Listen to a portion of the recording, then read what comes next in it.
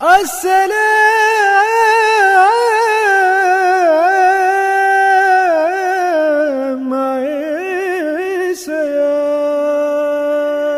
باللہ من الشیطان الرجیم، بسم اللہ الرحمن الرحیم۔ تمام تعریفیں اس پاک پروردگار کے لیے کہ جو تمام جہانوں کا پالنے والا ہے، اور لاکھوں کروڑوں درود و سلام آن حضرت صلی اللہ علیہ وآلہ وسلم اور ان کی آل پر۔ سامعین گرامی، میں آپ کا میزبان سلیم گیلانی رمضان المبارک کا خصوصی پروگرام قصص الانبیاء علیہ السلام لے کر حاضر خدمت ہوں۔ السلام علیکم اور السلام علیکم پاکستان۔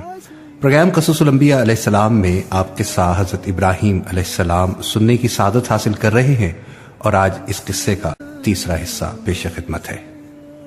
سامعین گرامی، مقربین بارگاہ الہی کے ساتھ اللہ تعالیٰ کا معاملہ وہ نہیں ہوتا جو عام انسانوں کے ساتھ ہوتا ہے۔ ان کو امتحان اور آزمائش کی سخت سے سخت منزلوں سے گزرنا پڑتا ہے، اور قدم قدم پر جان سپاری اور تسلیم و رضا کا مظاہرہ کرنا ہوتا ہے۔ اللہ کے آخری رسول حضرت محمد مصطفیٰ صلی اللہ علیہ وآلہ وسلم نے فرمایا ہے کہ ہم گروہ انبیاء اپنے مراتب کے اعتبار سے امتحان کی صحبتوں میں ڈالے جاتے ہیں۔ حضرت ابراہیم علیہ السلام بھی چونکہ جلیل القدر نبی اور پیغمبر تھے، اس لیے ان کو بھی مختلف آزمائشوں سے دوچار ہونا پڑا، اور اپنی جلالت قدر کے لحاظ سے ہر بار امتحان میں کامل اور مکمل ثابت ہوئے۔ ہم دیکھتے ہیں کہ جب ان کو آگ میں ڈالا گیا تو اس وقت جس صبر اور رضا بقضاء الہی کا انہوں نے ثبوت دیا اور جزم و عزم و استقامت کو پیش کیا، وہ انہی کا حصہ تھا۔ اس کے بعد جب حضرت اسماعیل علیہ السلام اور حضرت ہاجرہ رضی اللہ تعالی عنہا کو فاران کے بیابان میں چھوڑ آنے کا حکم ملا تو وہ بھی کوئی معمولی امتحان نہیں تھا۔ آزمائش اور سخت آزمائش کا وقت تھا۔ بڑھاپے اور پیری کی تمناؤں کے مرکز، راتوں اور دنوں کی دعاؤں کے ثمر، اور گھر کے چشم و چراغ حضرت اسماعیل علیہ السلام کو صرف حکم الہی و امتثال میں ایک بے آب و گیا جنگل میں چھوڑ آتے، اور پیچھے مڑ کر بھی اس کی طرف نہیں دیکھتے کہ کہیں ایسا نہ ہو کہ شفقت پدری جوش میں آ جائے اور امتثال امر الہی میں کوئی لرزش ہو جائے۔ ان دونوں کٹھن منزلوں کو عبور کرنے کے بعد اب ایک تیسرے امتحان کی تیاری ہے، جو پہلے دونوں سے بھی زیادہ زہرہ گداز اور جاں گسل امتحان ہے۔ حضرت ابراہیم علیہ السلام 3 شب مسلسل خواب دیکھتے ہیں کہ اللہ تعالیٰ فرماتا ہے کہ اے ابراہیم علیہ السلام، ہماری راہ میں اپنے اکلوتے بیٹے کی قربانی دے۔ سامعین گرامی، انبیاء علیہ السلام کا خواب رویائے صادقہ اور وحی الہی ہوتا ہے، اس لیے حضرت ابراہیم علیہ السلام رضا و تسلیم کا پیکر بن کر تیار ہو گئے کہ اللہ کے حکم کی جلد سے جلد تعمیل کریں۔ چونکہ یہ معاملہ تنہا اپنی ذات سے وابستہ نہ تھا، بلکہ اس آزمائش کا دوسرا جز وہ بیٹا تھا کہ جس کی قربانی کا حکم دیا گیا ہے۔ اس لیے باپ نے بیٹے کو اپنا خواب اور اللہ کا حکم سنایا۔ بیٹا حضرت ابراہیم علیہ السلام جیسے مجدد انبیاء اور رسول کا بیٹا تھا۔ فوراً سر تسلیم کر دیا اور کہتا ہے کہ اگر اللہ کی یہی مرضی ہے تو انشاءاللہ آپ مجھ کو صابر پائیں گے۔ اس گفتگو کے بعد باپ بیٹا اپنی قربانی پیش کرنے کے لیے جنگل روانہ ہو گئے۔ باپ نے بیٹے کی مرضی پا کر مذبوح جانور کی طرح ہاتھ پیر باندھے، چھری کو تیز کیا اور بیٹوں کو پیشانی کے بل پچھاڑ کر ذبح کرنے لگے کہ فوراً اللہ کی وحی حضرت ابراہیم علیہ السلام پر نازل ہوئی۔ اے ابراہیم علیہ السلام، تو نے اپنا خواب سچ کر دکھلایا۔ بے شک یہ بہت سخت اور کٹھن آزمائش تھی۔ اب لڑکے کو چھوڑ اور تیرے پاس جو یہ میڈھا کھڑا ہے، اس کو بیٹے کے بدلے میں ذبح کر۔ ہم نیکوکاروں کو اسی طرح نوازا کرتے ہیں۔ حضرت ابراہیم علیہ السلام نے پیچھے مڑ کر دیکھا تو جھاڑی کے قریب ایک میڈھا کھڑا ہے۔ حضرت ابراہیم علیہ السلام نے اللہ کا شکر ادا کرتے ہوئے اس میڈھے کو ذبح کیا، اور یہی وہ قربانی ہے کہ جو اللہ تعالیٰ کی بارگاہ میں ایسی مقبول ہوئی کہ بطور یادگار کے ہمیشہ ملت ابراہیمی کا شعار قرار پائی، اور آج بھی ذی الحجہ کی 10 تاریخ کو تمام دنیا اسلام میں یہ شعار اسی طرح منایا جاتا ہے۔ حضرت ابراہیم علیہ السلام اگرچہ فلسطین میں مقیم تھے، مگر برابر مکے میں حضرت ہاجرہ رضی اللہ تعالی عنہا اور حضرت اسماعیل علیہ السلام کو دیکھنے آتے رہتے تھے۔ اسی اثنا میں حضرت ابراہیم علیہ السلام کو اللہ تعالیٰ کا حکم ہوا کہ کعبۃ اللہ کی تعمیر کرو۔ حضرت ابراہیم علیہ السلام نے حضرت اسماعیل سے تذکرہ کیا اور دونوں باپ بیٹوں نے بیت اللہ کی تعمیر شروع کر دی۔ سامعین گرامی، بیت اللہ کی سب سے پہلی اساس حضرت آدم علیہ السلام کے ہاتھوں رکھی گئی تھی، اور ملائکۃ اللہ نے ان کو وہ مقام بتا دیا کہ جہاں کعبے کی تعمیر ہونی تھی، مگر ہزاروں سال کے حوادث نے عرصہ ہوا اس کو بے نشان کر دیا تھا۔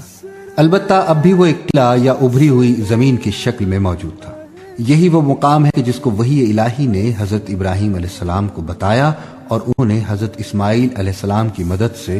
اس کو کھودنا شروع کیا تو سابقہ تعمیر کی بنیادیں نظر آنے لگیں، اور ان بنیادوں پر بیت اللہ کی تعمیر کی گئی۔ سامعین گرامی، اس واقعے سے قبل تمام کائنات اور دنیا کے گوشے گوشے میں بتوں اور ستاروں کی پرستش اور ہیکل کے لیے مندر موجود تھے، اور انہی کے ناموں پر بڑی بڑی تعمیرات کی جاتی تھی۔ مصریوں کے ہاں سورج دیوتا ازدریس، ایزیس، ہوریس اور بال دیوتا سبھی کے نام پر ہیکل اور مندر تعمیر تھے۔ اشوریوں نے بال دیوتا کا ہیکل بنایا، لاہور کا مجسمہ بنا کر اس کی جسمانی عظمت کا مظاہرہ کرایا۔ کنانیوں نے مشہور قلعہ لجبلک میں اس لجل کا مشہور ہیکل بنایا تھا جو آج تک یادگار چلا آتا ہے۔ مرہ کے باشندے داجون مچھلی دیوی کے مندر پر چڑھاوے چڑھا کرتے جس کی شکل انسان کی اور جسم مچھلی کا بنایا گیا تھا۔ امونیوں نے سورج دیوتا کے ساتھ اشتارون قمر کو دیوی بنا کر پوجا کی اور اس کے لیے عظیم الشان ہیکل تعمیر کیے۔ فارس نے آگ کی تقدیس کا اعلان کر کے آتش کدے تیار کیے۔ رومیوں نے مسیح اور کنواری مریم رضی اللہ تعالیٰ عنہ کے بت بنا کر کلیساؤں کو زینت دی، اور ہندوؤں نے مہاتما بدھ، شری رام چند، شری مہاویر اور مہادیو کو دیوتا اور اوتار مان کر کالی دیوی، ستلا دیوی، سیتا دیوی اور پاربتی دیوی ناموں سے ہزاروں بتوں کی پرستش کے لیے کیسے کیسے عظیم الشان مندر تیار کیے۔ ہردوار، پریاگ، کاشی پور، ٹیکسلا، سانجھی اور بودھ گیا جیسے مذہبی مقامات ان کی زندہ شہادتیں ہیں۔ مگر اس سب کے برعکس صرف اللہ واحد کی پرستش اور اس کی یکتائی کے اقرار میں سر نیاز جھکانے کے لیے، یا یوں کہیے کہ توحید الہی کی سربلندی کے اظہار کے لیے دنیا کے بت قدوں میں پہلا گھر جو اللہ کا کہلایا، یہی بیت اللہ ہے۔ وہ دنیا میں گھر سب سے پہلا اللہ کا خلیل ایک معمار تھا، جس کا بے شک سب سے پہلا وہ گھر جو لوگوں کے لیے اللہ کی یاد کے لیے بنایا گیا تھا، البتہ وہ ہے جو مکے ہے۔ وہ سرتپا برکت اور جہان والوں کے لیے ہدایت کا سرچشمہ ہے۔ اسی کو یہ شرف حاصل ہے کہ حضرت ابراہیم علیہ السلام جیسا جلیل القدر پیغمبر اس کا معمار ہے، اور حضرت اسماعیل نبی اور ذبی اس کا مزدور۔ باپ بیٹا برابر اس کی تعمیر میں مصروف رہے۔ جب اس کی دیواریں اوپر اٹھتی ہیں اور بزرگ باپ کا ہاتھ اوپر تعمیر سے دور ہو جاتا ہے تو قدرت کی ہدایت کے مطابق ایک پتھر کو بار بنایا جاتا ہے، جس کو حضرت اسماعیل علیہ السلام اپنے ہاتھ سے سہارا دیتے ہیں، اور حضرت ابراہیم علیہ السلام اس پر چڑھ کر تعمیر کرتے جاتے ہیں۔ یہی وہ یادگار ہے کہ جو آج مقام ابراہیم علیہ السلام کے نام سے موسوم ہے۔ جب تعمیر اس حد پر پہنچی کہ جہاں آج حجر اسود نصب ہے، تو حضرت جبریل علیہ السلام نے ان کی رہنمائی کی اور حجر اسود کو ان کے سامنے ایک پہاڑی سے محفوظ نکل کر دیا، جس کو جنت کا لایا ہوا پتھر کہا جاتا ہے، تاکہ وہ نصب کر دیا جائے۔ بیت اللہ تعمیر ہو گیا تو اللہ تعالیٰ نے حضرت ابراہیم علیہ السلام کو بتایا کہ یہ ملت ابراہیمی کے لیے قبلہ اور ہمارے سامنے جھکنے کا نشان ہے، اس لیے یہ توحید کا مرکز قرار دیا جاتا ہے۔ تب حضرت ابراہیم اور حضرت اسماعیل علیہ السلام نے دعا مانگی کہ اللہ تعالیٰ ان کو اور ان کی ذریت کو اقامت، صلاۃ، زکات کی ہدایت دے اور استقامت بخشے، اور ان کے لیے پھلوں، میووں اور رزق میں برکت عطا فرمائے، اور تمام عالم عالم کے بسنے والوں میں سے ہدایت یافتہ گروہ کو اس طرف متوجہ کرے کہ وہ دور دور سے آئیں اور مناسک حج ادا کریں، اور ہدایت و رشد کے اس مرکز میں جمع ہو کر اپنی زندگی کی سعادتوں سے دامن بھرے۔ قرآن عزیز نے بیت اللہ کی تعمیر کے وقت حضرت ابراہیم علیہ السلام اور حضرت اسماعیل علیہ السلام کی مناجات، اقامت و صلاۃ اور مناسک حج کے ادا کے لیے شوق و تمنا کے اظہار اور بیت اللہ کے مرکز توحید ہونے کے اعلان کا جگہ جگہ ذکر کیا ہے، اور نئے نئے اسلوب طرز ادا سے اس کی عظمت اور جلالت و جبروت کو ان آیات میں واضح کیا ہے۔ بے شک پہلا گھر جو انسان کے لیے اللہ کی پرستش کا مبدا و مرکز بنایا گیا وہ یہی ہے۔ عبادت گاہ ہے جو مکے میں ہے، برکت والا ہے اور تمام انسانوں کے لیے سرچشمہ ہدایت۔ اس میں دین حق کی روشن نشانیاں ہیں، اور یہ مقام ابراہیم ہے، یعنی حضرت ابراہیم علیہ السلام کے کھڑے ہونے، عبادت کرنے کی جگہ، جو اس وقت سے لے کر آج تک بغیر کسی شک و شبے کے مشہور اور معین ہے، اور پھر یہ کہ جو کوئی اس کی حدود میں داخل ہوا وہ امن و حفاظت میں آ گیا، اور پھر یہ کہ اللہ کی طرف سے لوگوں کے لیے یہ بات ضروری ہو گئی کہ اگر مکہ معظمہ تک پہنچنے کی استطاعت پائیں تو اس گھر کا حج کریں۔ بائیں ہمہ جو کوئی اس حقیقت سے انکار کرے اور اس مقام کی پاکی اور فضیلت کا اعتراف نہ کرے تو یاد رکھو اللہ کی ذات تمام دنیا سے بے نیاز ہے اور وہ اپنے کاموں کے لیے کسی فرد اور قوم کا محتاج نہیں۔ اور پھر دیکھو جب ایسا ہوا تھا کہ نے مکے کے اس گھر کو یعنی خانہ کعبہ کو انسان کے گرد آوری کا مرکز اور امن و حرکت کا مقام ٹھہرا دیا تھا، اور حضرت ابراہیم اور حضرت اسماعیل علیہ السلام کو حکم دیا تھا کہ ہمارے نام پر جو گھر بنایا گیا ہے اسے طواف کرنے والوں، عبادت کے لیے ٹھہرنے والوں اور رکوع اور سجود کرنے والوں کے لیے ہمیشہ پاک رکھنا اور ظلم و معصیت کی گندگیوں سے آلودہ نہ کرنا۔ اور پھر جب ایسا ہوا کہ حضرت ابراہیم علیہ السلام نے اللہ کے حضور دعا مانگی تھی، اے پروردگار اس جگہ کو جو دنیا کی آباد سرزمینوں سے دور سرسبزی و شادابی سے یک قلم محروم ہے، امن و امان کا ایک آباد شہر بنا دے، اور اپنے فضل و کرم سے ایسا کر کہ یہاں کے بسنے والوں میں جو لوگ تجھ پر اور آخرت کے دن پر ایمان رکھنے والے ہوں ان کے رزق کے لیے ہر طرح کی پیداوار مہیا ہو جائے۔ اس پر ارشاد الہی ہوا تھا کہ تمہاری دعا قبول کی گئی، اور یہاں کے باشندوں میں سے جو کوئی کفر کا شیوہ اختیار کرے گا سو اسے بھی ہم سر و سامان رزق سے فائدہ اٹھانے دیں گے، البتہ یہ فائدہ اٹھانا بہت تھوڑا ہوگا،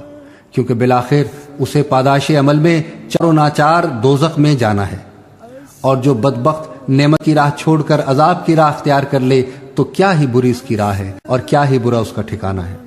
اور پھر دیکھو وہ کیسا عظیم و شان اور انقلاب انگیز وقت تھا کہ جب حضرت ابراہیم علیہ السلام خانہ کعبہ کی بنیاد چن رہے تھے اور حضرت اسماعیل علیہ السلام بھی ان کے ساتھ شریک تھے۔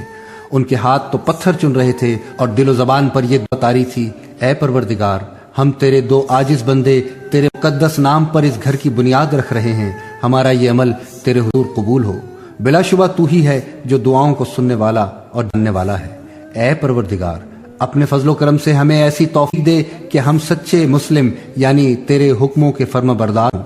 اللہ ہمیں عبادت کے سچے طور طریقے بتلا اور ہمارے قصوروں سے درگزر کر، بلا شبہ تیری ہی ذات ہے جو رحمت سے درگزر کرنے والی ہے اور جس کی رحیمانہ درگزر کی کوئی انتہا نہیں۔ اور اے اللہ اپنے فضل و کرم سے ایسا کر اس بستی کے بسنے والوں میں تیرا ایک رسول مبعوث ہو جو انہی میں سے ہو اور وہ تیری آیتیں پڑھ کر لوگوں کو سنائے، کتاب اور حکمت کی انہیں تعلیم دے اور اپنی پیغمبرانہ تربیت سے ان کے دلوں کو پاک کر دے۔ اے پروردگار بلا شبہ تیری ہی ذات ہے جو حکمت والی اور سب پر غالب ہے۔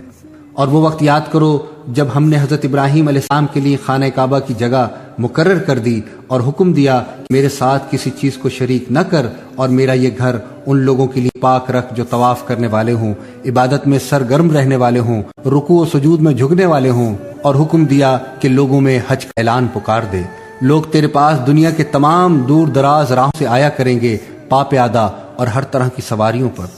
اور جو مشقت سفر سے تھکی ہوئی ہوں گی وہ اس لیے آئیں گے کہ اپنا فائدہ پانے کی جگہ میں حاضر ہو جائیں، اور ہم نے جو پالتو جانور اور چارپائے ان کے لیے مہیا کر دیے ان کی قربانی کرتے ہوئے مقررہ دنوں میں اللہ کا نام لیں۔ بس قربانی کا گوشت خود بھی کھاؤ، بھوکے فقیروں کو بھی کھلاؤ۔ پھر قربانی کے بعد وہ اپنے جسم اور لباس کا میل کچیل دور کر دیں یعنی احرام اتار دیں، پھر اپنی نیازیں پوری کریں اور اس خانہ قدیم یعنی خانہ کعبہ کے گرد پھیر لیں۔ تو دیکھو حج کی بات یوں ہوئی، اور جو کوئی اللہ کی ٹھہرائی ہوئی حرمتوں کی عظمت مانے تو اس کے لیے اس کے پروردگار کے حضور بڑی ہی بہتری ہے۔ اور یہ بات بھی یاد رکھو کہ ان جانوروں کو چھوڑ کر کہ جن کا حکم قرآن میں سنا دیا گیا، تمام چار پائے تمہارے لیے حلال کیے گئے ہیں۔ بس چاہیے کہ بتوں کی ناپاکی سے بچتے رہو، جھوٹ بولنے سے بھی بچتے رہو، صرف اللہ کے ہو کر رہو اور اس کے ساتھ کسی کو شریک نہ کرو۔ جس کسی نے اللہ کے ساتھ کسی کو شریک ٹھہرایا تو اس کا حال ایسے سمجھو جیسے بلندی سے اچانک نیچے گر پڑا۔ جو چیز اس طرح گرے گی اسے یا تو کوئی پرندہ چک لے گا یا ہوا کا جھونکا کسی دور دراز گوشے میں لے جا کر پھینک دے گا۔ حقیقت حال یہ ہے۔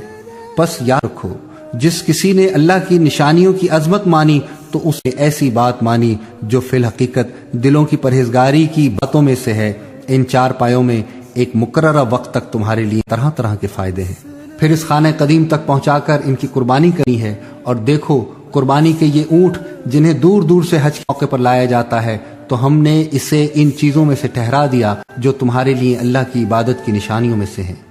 اس میں تمہارے لیے بہتری کی بات ہے، پس چاہیے انہیں ذبح کرتے ہوئے اللہ کا نام یاد کرو۔ پھر جب وہ کسی پہلو پر گر پڑیں یعنی ذبح ہو جائیں، ان کے گوشت میں سے خود بھی کھاؤ اور فقیروں اور زائروں کو بھی کھلاؤ۔ اس طرح ہم نے ان جانوروں کو تمہارے لیے مسخر کر دیا تاکہ احسان الہی کے شکر گزار رہو۔ یاد رکھو اللہ تعالیٰ تک ان قربانیوں کا نہ تو گوشت پہنچتا ہے اور نہ خون۔ اس کے حضور جو کچھ پہنچتا ہے وہ تو صرف تمہارا تقوی یعنی تمہارے دل کی نیکی ہے۔ ان جانوروں کو اس طرح تمہارے لیے مسخر کر دیا گیا کہ اللہ کے احسان پر اس کے شکر گزار ہو اور اس کے نام کی بڑائی کا آوازہ بلند کرو، اور نیک کرداروں کے لیے قبولیت حق کی خوشخبری ہے۔ سامعین گرامی، حضرت اسماعیل علیہ السلام کی عمر جب 136 سال کی ہوئی تو ان کا انتقال ہو گیا۔ اس وقت ان کے سامنے ان کی اولاد اور نسل کا سلسلہ بہت پھیل گیا تھا، جو حجاز، شام، عراق، فلسطین اور مصر تک پھیل گئی تھی، اور وہ اور ان کی والدہ حضرت ہاجرہ رضی اللہ تعالیٰ عنہ بیت اللہ کے قریب حرم کے اندر مدفون ہے۔ عزیزان گرامی، انسان کسی عقیدے کو علم و یقین کی روشنی میں قائم کر لیتا ہے، اور وہ اس کے قلب میں جاگزی، اس کی روح میں پیوست اور اس کے سینے میں نقش ہو جاتا ہے، تو اس کا فکر و خیال، اس کی سوچ بچار اور اس کا استقراق اس کے بارے میں اس درجہ زبردست ثابت و راسخ ہو جاتا ہے کہ کائنات کا کوئی حادثہ اور دنیا کی کوئی سخت سے سخت مصیبت بھی اس کو اپنی جگہ سے نہیں ہٹا سکتی۔ وہ اس کے لیے آگ میں بے خطر کود پڑتا ہے، سمندر میں بے جھجک چھلانگ مار دیتا ہے، اور سولی کے تختے پر بے خوف جان دے دیتا ہے۔ حضرت ابراہیم علیہ السلام کے عزم و ثبات کی مثال اس کی ایک زندہ اور روشن مثال ہے۔ یہ کہ حمایت حق کے لیے ایسے دلائل اور برائن پیش کرنے چاہیے کہ جو دشمن اور بات پرست کے تہہ قلب میں اتر جائے، اور زبان سے خواہ اقرار حق نہ کرے لیکن اس کا ضمیر اور اس کا قلب حق کے اقرار پر مجبور ہو جائے، بلکہ بعض مرتبہ زبان سے بھی بے اختیار اعلان حق سے باز نہ رہے۔ اور یہ کہ پیغمبروں اور رسولوں کی راہ یہی ہے، وہ جدل و مخاصمت کی منطقیانہ راہوں پر نہیں چلتے، ان کے دلائل اور برائن کی بنیاد محسوسات و مشاہدات ہوتی ہے، یا پھر سادہ وجدانیات اور عقلیات پر۔ حضرت ابراہیم علیہ السلام کا اصنام پرستی و کواکب پرستی کے متعلق جمہور سے مناظرہ اور مناظرہ نمرود اس کی واضح اور روشن مثال ہے۔ حضرت ابراہیم علیہ السلام نے جمہور کے ساتھ مناظرے میں دلیل کا یہی پہلو اختیار کیا تھا، جس نے صنم پرستوں کو مجبور کر دیا کہ وہ اقرار کر لیں کہ بے شک بت کسی حال میں بھی نہیں سنتے اور نہ ہی جواب دے سکتے، اور پھر یہ بھی کہ اگر ایک مسلمان کے والدین یا گھر والے مشرک ہوں اور کسی طرح شرک سے باز نہ آتے ہوں تو ان کی مشرکانہ زندگی سے بیزار اور علیحدہ رہتے ہوئے بھی ان کے ساتھ دنیاوی معاملات اور آخرت کی پند و نسا میں عزت و حرمت کا معاملہ کرنا چاہیے، اور سختی اور درستی کو کام میں نہیں لانا چاہیے۔ حضرت ابراہیم علیہ السلام کا طرز عمل آزر کے ساتھ قطعی اور یقینی عہدت ہے۔ اور پھر یہ کہ دسترخوان کی وسعت اگر ریا و نمود سے پاک ہو اور فطری تقاضے کے پیش نظر مہمان نوازی میں وسعت قلب اور فراغی حوصلگی پائی جاتی ہو تو اخلاق کریمانہ میں بہت فضیلت شمار ہو جاتی ہے، اور سخائے نفس اور کرم کے نام سے موصوف ہے۔ یہ وصف گرامی حضرت ابراہیم علیہ السلام کی حقیقت نفس بن چکا تھا اور فطری تھا۔ مہمان نوازی، دسترخوان کی وسعت، آنے والوں کا احترام ایسے اوصاف تھے کہ حضرت ابراہیم علیہ السلام میں مثل اعلیٰ کی حد تک پہنچے ہوئے تھے۔ کہتے ہیں کہ ایک مرتبہ حسب دستور حضرت ابراہیم علیہ السلام کسی مہمان کے انتظار میں جنگل میں کھڑے تھے، کیونکہ بغیر مہمان کے نہ ان کا دسترخوان بچتا تھا اور نہ وہ کھانا کھاتے تھے۔ دیکھا کہ سامنے سے ایک بہت بوڑھا آدمی نظر پڑا، جس کی کمر بھی کج ہو گئی تھی اور لکڑی کے سہارے بمشکل چل رہا تھا۔ حضرت ابراہیم علیہ السلام آگے بڑھے اور مسرت کے ساتھ اس کو سہارا دیتے ہوئے گھر لائے، دسترخوان بچھایا، کھانا چنا گیا۔ جب سب فارغ ہو گئے تو حضرت ابراہیم علیہ السلام نے فرمایا، اس اللہ یکتا کا شکر ادا کر کہ جس نے ہم کو سب کو یہ نعمتیں عطا فرمائیں۔ بوڑھے نے خشمناک ہو کر کہا کہ میں نہیں جانتا کہ تیرا اللہ واحد کون ہے، میں تو اپنے معبود بت کا شکر ادا کرتا ہوں کہ جو میرے گھر میں رکھا ہوا ہے۔ یہ جواب حضرت ابراہیم علیہ السلام کو بہت شاق گزرا اور اس کو فوراً گھر سے رخصت کر دیا۔ لیکن ابھی کچھ وقت نہ گزرا تھا کہ حضرت ابراہیم علیہ السلام کے دل پر اپنے اس طرز عمل پر افسوس ہوا۔ انہوں نے سوچا کہ جس اللہ واحد کا شکر میں اس سے کرانا چاہتا ہوں اس کی شان یہ ہے، اس بوڑھے کو اس طویل عمری میں بھی وہ برابر اپنی نعمتوں سے نواز رہا ہے، اور اس کی بت پرستی، کفر اور شرک سے ناراض ہو کر ایک وقت بھی اس پر رزق کا دروازہ بند نہیں کیا۔ پھر تجھ کو کیا حق تھا کہ اگر اس نے تیری بات نہ مانی اور حق کے کلمے کو قبول نہ کیا تو خفا ہو کر اس کو گھر سے نکال دیا؟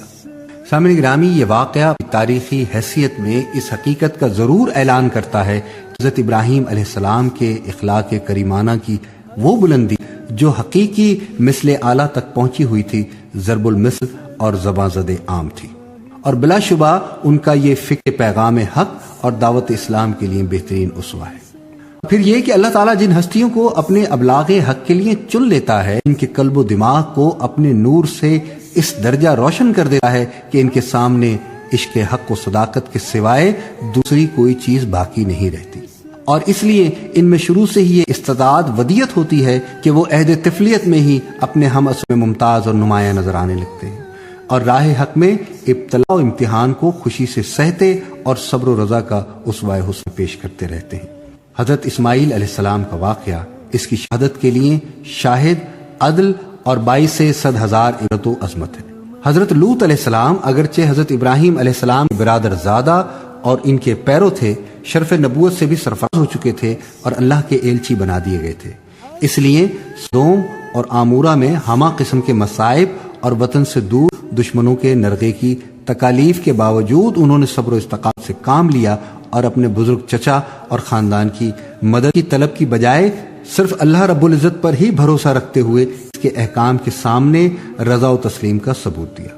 یہ مقام مقربین و انبیاء کا مقام ہے۔ اللہ رب العزت کی رحمت نازل ہوں قیامت تک حضرت ابراہیم علیہ السلام، آل حضرت ابراہیم علیہ السلام پر، آسمان کے ستاروں کے برابر، ریت کے ذروں کے برابر، درختوں کے پتوں کے برابر،